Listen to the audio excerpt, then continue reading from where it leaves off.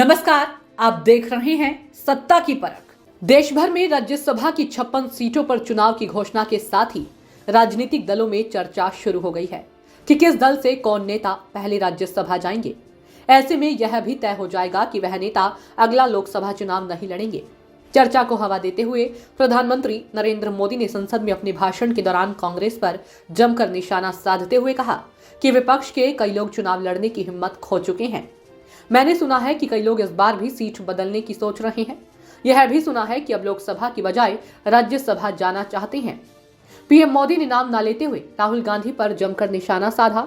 मोदी ने कहा कि एक ही प्रोडक्ट को बार बार लॉन्च करने के चक्कर में कांग्रेस की दुकान में ताला लगाने की नौबत तक आ गई है। प्रधानमंत्री नरेंद्र मोदी ने सबसे तीखा हमला मुख्य विपक्षी दल कांग्रेस पर किया।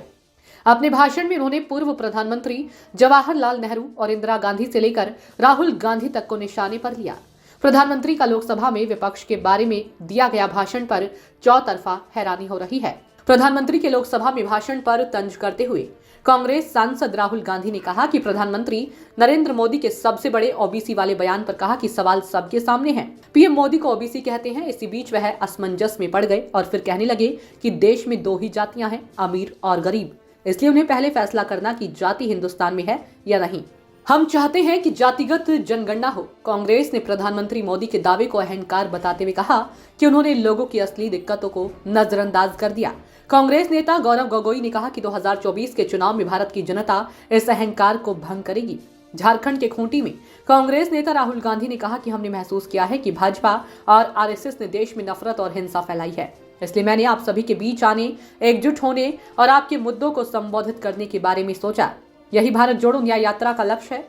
राहुल गांधी ने इंडिया गठबंधन पर कहा कि ममता बनर्जी इंडिया गठबंधन का हिस्सा है और अधिकांश अन्य सदस्य जो इंडिया गठबंधन का हिस्सा हैं, वे अभी भी इंडिया गठबंधन के सदस्य हैं। नीतीश कुमार ने गठबंधन छोड़ दिया है और वह भाजपा में चले गए हैं। आप अंदाजा लगा सकते हैं कि उनके जाने के क्या कारण हैं।